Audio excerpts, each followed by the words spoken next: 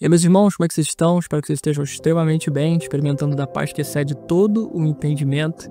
E eu espero que se você chegou até aqui, já consumiu alguns conteúdos desse canal, que você já tenha se inscrito. Mas se você não se inscreveu, eu quero te dar essa oportunidade para que você possa se inscrever e cumprir aquilo que Jesus deixou pra gente como uma grande comissão. Você sabia que quando você clica no botão de se inscrever nesse canal, você está ajudando a evangelizar um irmão que talvez você nem conheça? Que talvez fisicamente você nunca vai alcançá-lo, mas pelo fato de você ter se inscrito nesse canal, ter deixado um comentário, uma curtida, você pode alcançar ele. Toda vez que você faz esse tipo de processo, você está dizendo para o YouTube que esse conteúdo é relevante não só para você, mas também para outras pessoas. Isso vai ajudar a alcançar mais ouvidos e mais corações. Então, queridos, obviamente você vai estar me ajudando nesse canal a propagar o evangelho e a chegar a algum lugar com essas boas notícias que não podem morrer em nós. Mas você também vai estar cumprindo a grande comissão, você está cumprindo o ID por toda parte e pregue o evangelho através de um clique. Olha só que maravilha. Então eu vou te dar esse tempo aí, clica aí no se inscrever, ativa as notificações, ativa o sininho para você não perder nem essa, nem outras mensagens que eu vou estar postando sempre aqui para você. Amém? Dito isso, eu quero começar com o título do vídeo, Satanás a serviço de Deus. Eu sei que provavelmente você pode ter clicado nesse vídeo por conta da thumbnail, da descrição, porque você ficou curioso para entender sobre esse tema. É um tema que eu já vinha remoendo na minha cabeça durante algum tempo, é um tema que eu já tinha pregado, que eu já tinha ensinado sobre ele, mas com perspectivas minhas mesmo, né? Conjecturas da minha cabeça, de bases bíblicas, obviamente, né? Com base na minha interpretação, na minha visão de interpretar a Bíblia. Só que eu comecei a ler um livro, e é um livro muito interessante, um livro, na verdade, que eu já tinha lido, eu tô lendo ele pela segunda vez, só que eu tinha emprestado ele saiu das minhas mãos, ficou emprestado por 2 anos, mais ou menos. No momento certo, no tempo exato, ele voltou pra mim. Esse livro é esse livro aqui, tá? É o Agir Invisível de Deus. Eu não sei se vai focar aí na câmera, eu acho que sim. É um livro do Luciano Subirá, que provavelmente você conhece. É um mestre aí da nossa nação, né? Um grande pastor, um grande teólogo, um cara que, enfim, traz conceitos bem interessantes a partir do evangelho. E, cara, eu tenho lido esse livro aqui, né, com outro olhar, porque agora eu tô atravessando um momento em que esse livro tá fazendo muito sentido pra mim. E ontem eu esbarrei nesse capítulo chamado Satanás a serviço de Deus, que é o título desse vídeo. E ele traz conceitos bem interessantes, testemunhos muito fortes e interessantes e muita base bíblica, né? Típico do Luciano Subirá. Ele é um cara muito relevante justamente por ser um cara muito bíblico, então é óbvio que eu não traria nada aqui se não tivesse um respaldo bíblico e se não fosse uma coisa séria. Eu indico esse livro pra você, é um livro que fala sobre como Deus age e a gente não consegue entender porque ele não quer que a gente entenda. A palavra de Isaías vai dizer que o caminho de Deus é mais alto que os nossos, os pensamentos dele, os planos dele são mais altos que os nossos. Basicamente a revelação é gradativa, né? A palavra mesmo vai dizer que a glória de Deus está em ocultar as coisas e a glória dos reis está em descobri-las. Outra versão vai dizer a glória dos homens está em descobri-las. Então a revelação é sempre gradativa, a gente só vai entender aquilo que Deus quiser que a gente entenda. Então esse livro ele traz basicamente essa perspectiva com muitos conceitos e muita base bíblica que é interessante para esse tipo de resposta. Mas hoje eu quero me ater a esse capítulo específico porque, como eu falei para vocês, é algo que eu já pregava, eu já ensinava, eu já tinha alguns pensamentos a respeito desse tipo de conversa que eu vou ter com vocês agora, né? E a primeira coisa que eu queria pensar com vocês aqui é em relação a como que o diabo pode agir nas nossas vidas ou não, né? E aí eu vou trazer primeiro conceitos meus e vou corroborando, né, com essa teologia literária aqui extra que a gente tem em mãos, que é uma teologia literária poderosíssima na visão do Luciano, tá? Bom, primeiramente, o que eu sempre pensei a respeito de Satanás agir nas nossas vidas, né? Eu olhava para 2 perspectivas. Uma é que eu sempre pensei desse ponto de vista. O diabo só pode tocar nas nossas vidas em 2 situações. A primeira é quando o próprio Deus permite. E a segunda é quando nós permitimos, abrindo brechas na nossa vida, né? E aonde eu acho o respaldo bíblico para isso? Bom, primeiro eu acho o respaldo bíblico lá em Jó, né? Quando o próprio Deus, numa conversa ali com Satanás, ele instiga, e eu vou usar entre muitas aspas, tá? Essa palavra instigar, porque a Bíblia vai dizer que Deus não tenta a ninguém e também não pode ser tentado. Eu só vou usar essa palavra instigar porque eu não consigo encontrar no meu vocabulário uma palavra melhor. Então eu vou usar esse termo instigar. E é engraçado que o Luciano Subirá ele traz esse exemplo no livro também. E ele fala que por muito tempo ele teve problema com esse texto de Jó. E eu confesso pra vocês que é um problema que eu também sempre tive, né? Porque parece de verdade que Deus está desafiando a Satanás, né? Então é um texto às vezes bastante complicado e talvez você que esteja aí do outro lado também já tenha tido problemas teológicos com esse texto, né? Problemas de interpretação. Mas o que eu já quero te antecipar aqui de antemão é que essa história acaba muito bem. A gente vai perceber que Deus permite que Satanás toque na vida de Jó para que o próprio Satanás trabalhe em favor do propósito que Deus tinha na vida de Jó. Então aqui a gente já tem um respaldo para aquilo que eu tô defendendo nesse vídeo, né? Que Satanás às vezes de fato trabalha a favor de Deus. Não porque ele sabe que tá trabalhando a favor de Deus, mas porque Deus está usando ele para um plano maior sem que nem ele saiba. Lembra quando a gente falou que os caminhos de Deus são maiores que os nossos e os planos de Deus são mais altos? Cara, isso também se aplica a Satanás. Ele não consegue ver como Deus vê.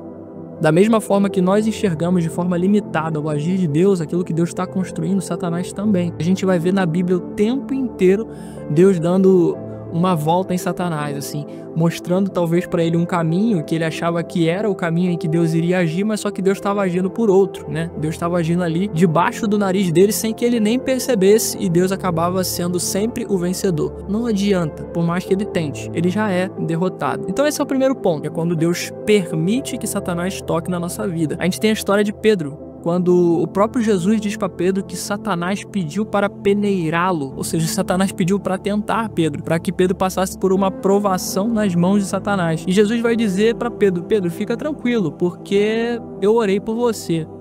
What? Como assim? Orei por você? Eu pensei que você não ia permitir que ele tocasse na minha vida. Não, eu orei por você, você já tá debaixo da minha cobertura, mas sim, eu permiti que ele peneirasse a sua vida para que depois saísse algo muito mais poderoso. E a gente vai ver também na vida de Pedro que existe um propósito para Jesus permitir que Satanás peneirasse Pedro. Pedro ele vai passar por um processo ali bem complicado, que é quando ele nega Jesus, ele fica extremamente envergonhado, ele perde um pouco do propósito dele, tanto que quando Jesus é crucificado, ele volta a fazer aquilo que ele fazia, que era pescar. Então ele está completamente desiludido, ele está decepcionado, ele está frustrado, não só com Jesus, não só com o propósito que ele achou que tinha, mas com ele mesmo, porque ele disse para Jesus que não iria negá-lo e acabou negando. E a gente vê que ele se arrepende ainda no momento em que ele está negando Jesus, né? Ele chora amargamente. Isso faz parte dessa peneira de Satanás na vida de Pedro. Então aquilo foi um propósito de Deus para que Pedro saísse daquilo muito mais forte. E a gente vê que depois que Jesus restaura ele, naquele episódio da praia, onde o próprio Jesus pergunta, né? Pedro, tu me amas? Então apacenta as minhas ovelhas. E ele vai perguntar isso por 3 vezes, justamente o número de vezes que Pedro negou a Jesus. E ali é Jesus restaurando Pedro e trazendo para ele novamente aquela sensação do propósito. E o mais engraçado é que quando Jesus fala para ele assim, Satanás pediu para te peneirar e eu estou orando por você, ou seja, permissão concedida, ele também vai dizer, quando tu te converteres, apacenta os teus irmãos. Então ali ele já está prevendo, ele já está antecipando como que Pedro sairia daquele processo de peneiramento de Satanás. Ele sabia que Pedro iria se converter e que Pedro iria apacentar os seus irmãos. E aí lá na frente, depois que Pedro já passou pelo processo e Jesus restaura Pedro com essas 3 perguntas de Pedro, tu me amas? Ele vai dizer para Pedro, apacenta as minhas ovelhas. E a partir dali Pedro se torna o pastor da igreja primitiva, o primeiro pastor da igreja primitiva. Então olha que lindo, cara. A gente vê um exemplo aqui claro de Satanás agindo em favor de Deus, agindo dentro do plano de Deus, mesmo que ele não tenha percebido, né? Talvez na cabeça dele ele deve ter pensado assim, não, eu vou ganhar Pedro pro inferno. Mas na verdade ele ganhou Pedro ainda mais para Jesus e ele impulsionou o propósito de Pedro. Então a gente vê com clareza aqui, né, 2 momentos em que o próprio Deus permitiu que Satanás tocasse em alguém, mas que não era para destruição, e sim para que essas pessoas saíssem maiores, melhores e mais fortes, prontas para cumprir o propósito que Deus tinha estabelecido para elas. Num segundo ponto, numa segunda opção em que Satanás pode agir na nossa vida, quando nós mesmos damos brechas para isso. E como que nós damos brechas para isso? É óbvio, através do pecado. Então, eu lembro que uma vez eu ensinei sobre isso no estudo bíblico e eu trouxe a seguinte alegoria, a seguinte ilustração para que a gente pudesse pensar melhor. Tem um texto de Pedro que vai dizer que para a gente tomar cuidado, porque o inimigo das nossas almas, ou seja, Satanás, está ao nosso derredor o tempo todo, bramando e rugindo como um leão, procurando a quem possa tragar. E eu lembro que a alegoria, que é a figuração que eu trouxe, foi a seguinte, cara, pensa comigo, se um leão pudesse te atacar, se ele está com um caminho livre para chegar até você, era só ele chegar e te atacar. Por que ele tem que ficar à distância, bramando e rugindo como um leão, procurando a quem possa tragar? É porque existe algo impedindo que esse leão chegue até você. É como se você estivesse dentro de uma redoma e essa redoma estivesse cercada talvez por uma cerca, uma redoma de vidro, seja lá o que for. Vamos pensar aqui no contexto de um zoológico, né? E vamos supor que você, na verdade, está no lugar do animal e o leão está do lado de fora te observando. Só que não tem como ele passar, porque tem algo que separa vocês. Seja uma cerca, seja uma grade, seja uma redoma de vidro. Ou seja, alguma coisa está te protegendo. Porque se o leão só está bramando e rugindo, procurando a quem possa tragar, significa que ele não está com acesso ilimitado a você. E o que dá esse acesso a ele? Só tem duas opções. Ou é Deus permitindo, ou seja, Deus tira provisoriamente aquela proteção, aquela grade, aquela cerca, aquela redoma de vidro, para que Satanás possa chegar até você e, através daquilo ali, te peneirar, fazer você passar por uma provação que vem da parte de Deus. E nesses casos, a gente deve ficar extremamente tranquilo, porque Deus permitiu que Satanás se aproximasse de nós com um propósito específico. Mas a gente vai ver tanto na história de Jó como na história de Pedro que Deus ele não tira completamente a sua proteção. Satanás não vai ter acesso ilimitado à nossa vida. Ele vai poder tocar só naquilo que Deus permitiu que ele tocasse. Mas tem coisas que Deus não vai permitir que ele toque. Tá? Então a gente tem essa primeira figuração, mas a gente tem uma outra figuração que é quando nós, através do pecado, abrimos essa grade, abrimos essa cerca e abrimos essa redoma de vidro para que Satanás entre e faça aquilo que ele quer fazer. Aí entra num ponto de legalidade. O mundo espiritual ele é extremamente legal. É como se existisse uma Constituição Federal espiritual. E essa Constituição está escrita, né? Escrita pelo próprio Deus. E Deus ele não duela contra si mesmo, ele não quebra os seus próprios princípios. Aquilo que ele instituiu, ele tem que cumprir, porque ele não mente, ele não pode mentir, né? Então isso é contra a natureza do próprio Deus. Então a partir do momento que nós abrimos uma legalidade para que o diabo haja na nossa vida, ele tem permissão concedida não da parte de Deus, mas da nossa parte. Tá? Então esse é um outro cenário em que o leão bramando ao nosso derredor pode conseguir entrar por essa redoma, pode conseguir entrar por esse local, por esse lugar que está nos protegendo, nos separando dele e atacar a nossa vida, atacar as nossas almas. É por isso que Pedro manda a gente tomar bastante cuidado, porque ele está sempre ao derredor, só procurando uma oportunidade para fazer com que a gente caia. Aquele que está de pé, cuide para que não caia. A Bíblia está o tempo todo nos alertando sobre o cuidado que a gente tem que ter com as nossas atitudes, com as nossas ações, com a nossa conduta, com o nosso caráter e até com as palavras que a gente profere, né? As palavras têm muito poder. E às vezes tudo que Satanás precisa é de um furinho, de uma pequena brecha, né? A gente usa muito esse termo no crentez, né? Opa, abriu uma brecha. E às vezes a brecha é uma fresta, é uma coisa pequena que Satanás está esperando só para ele enfiar uma garrinha lá. Até que chegue num ponto em que o pecado já se tornou uma coisa usual, já se tornou uma coisa que já não te machuca mais, que você já está anestesiado em relação a ele. E aí Satanás rasga de vez aquilo que te separa dele, né? Aquela redoma, aquela cerca, aquela grade. E é onde ele entra na sua vida e consegue fazer a maior arruaça. Mas nem tudo está perdido, tá? Porque ainda que você abra essas brechas com o pecado, se você se arrepender e se voltar para Deus, Deus pode ainda assim te restaurar, te restituir e te levar para o lugar, para o plano principal que ele tem para sua vida. Mas enfim, o que eu quero que você entenda com esse vídeo é que sim, cara, existem momentos em que o diabo vai trabalhar para Deus e ele vai trabalhar sem perceber. Não é que ele esteja fazendo isso de forma intencional, é porque Deus é muito mais inteligente, estratégico e soberano que ele. Então tem determinadas situações que Deus vai usar em prol de si mesmo e que Satanás vai estar ali no derredor fazendo parte do plano sem nem perceber, né? Você quer um exemplo disso? O próprio Jesus. Quantos momentos, em quantas situações Satanás tentou contra Jesus para tentar parar o propósito dele, né? A primeira tentativa foi no deserto, quando ele tenta Jesus por 3 vezes e Jesus vence ele. E o mais interessante é que no livro de Lucas, que vai narrar essa situação de uma outra perspectiva, ele vai terminar dizendo que Satanás deixou Jesus até o momento oportuno. Ou seja, ele não desistiu de atacar a vida de Jesus. Ele só desistiu naquele momento porque ele não venceu, mas ele iria continuar tentando contra a vida de Jesus, tentando parar o plano de Jesus. Mas a gente vê que ele não sabe qual era o plano para a vida de Jesus quando ele está a todo momento tentando matar Jesus e quando o próprio impulsiona Jesus para a cruz. Cara, o plano de Deus para Jesus era a cruz.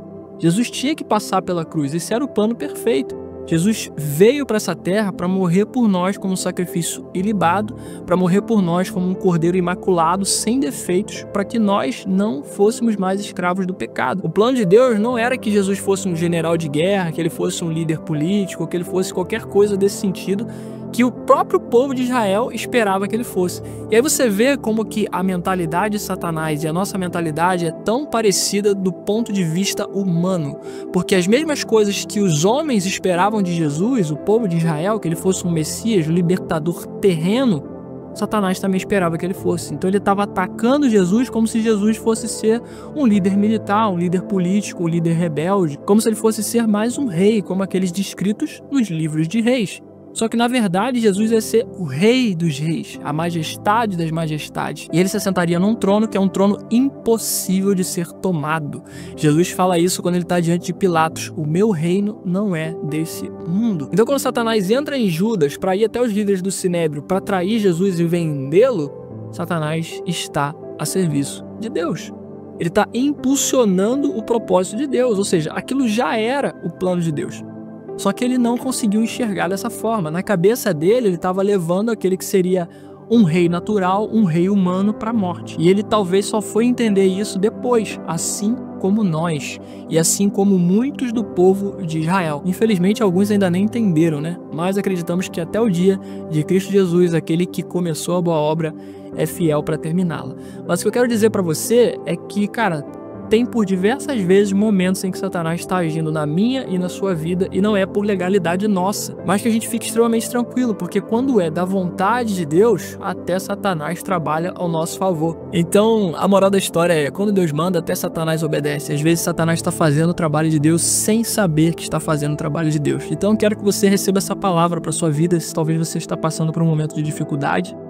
E eu sei que nem todos os momentos de dificuldade é Satanás que está tocando na nossa vida. Às vezes é o próprio Deus que está permitindo essas coisas acontecerem.